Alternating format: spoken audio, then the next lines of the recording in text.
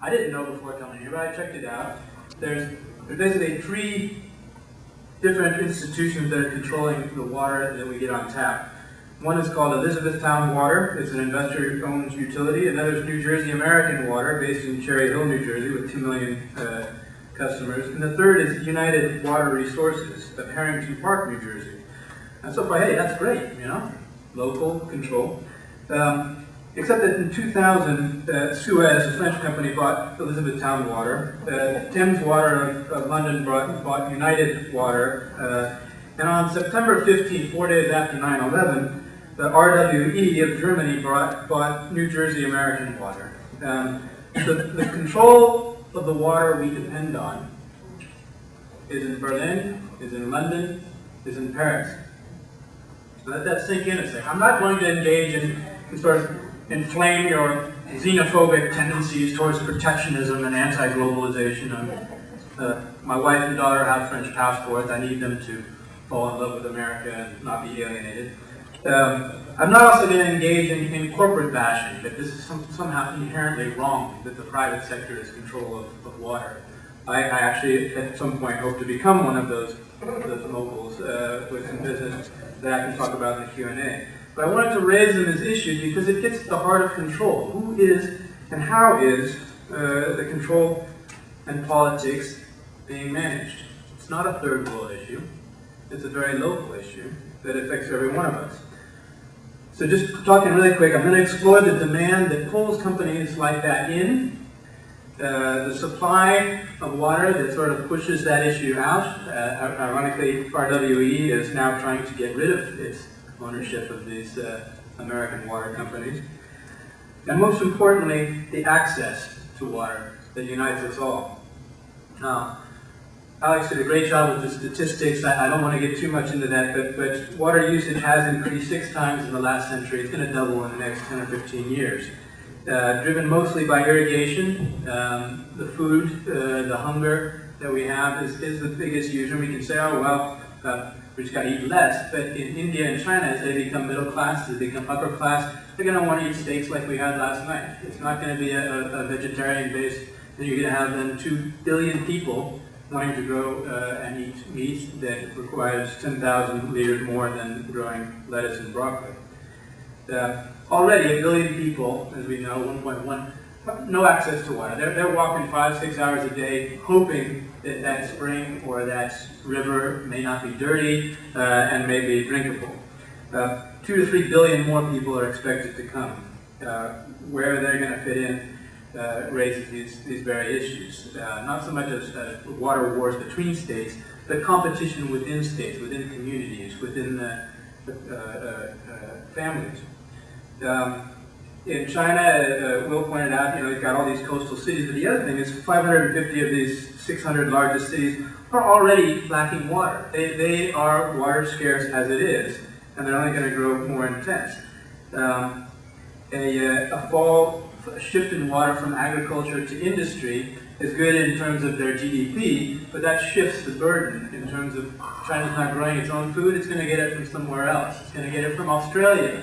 And I'll get to why that becomes problematic in a few bits.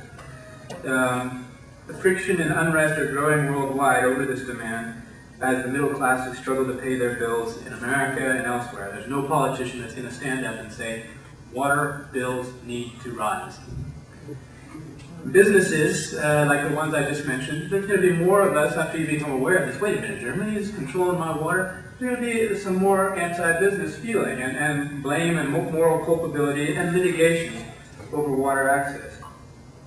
That's sort of an idea of where demand's going. On the flip side is plunging supply. We used to say water is a finite but renewable resource.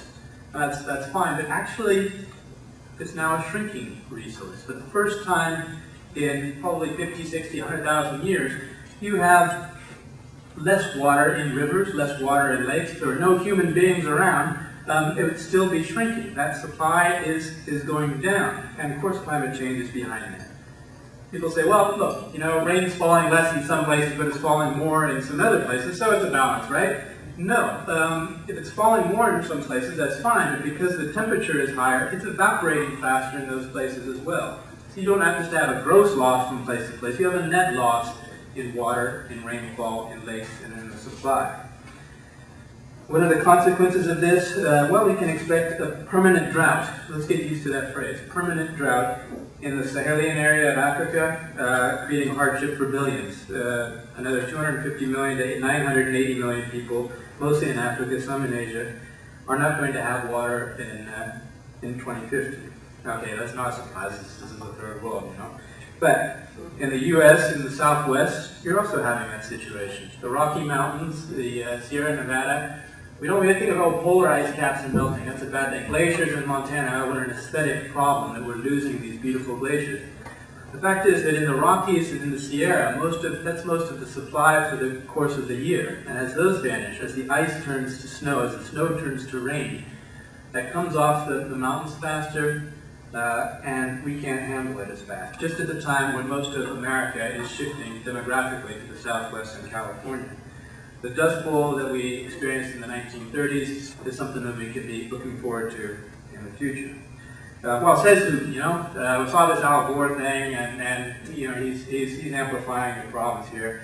But this is the UN Intergovernmental Panel on Climate Change. These are thousands of the most eminent scientists who aren't given the crazy predictions.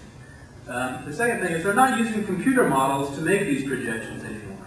They did 5-10 years ago.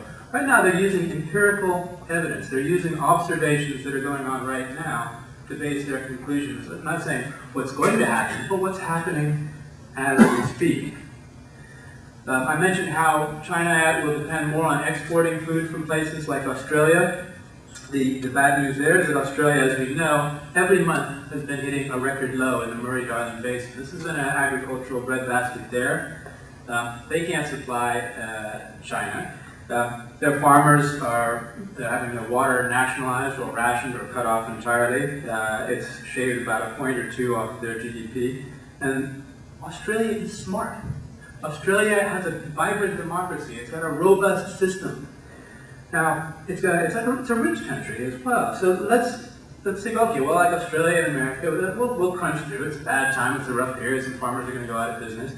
But now let's think how that's going to affect places in Africa, places in the Middle East, places in South America, places in Wyoming. Okay, so I've given you demand, I've given you supply. And so far this is very conventional, neo-Malthusian gloom and doom prediction.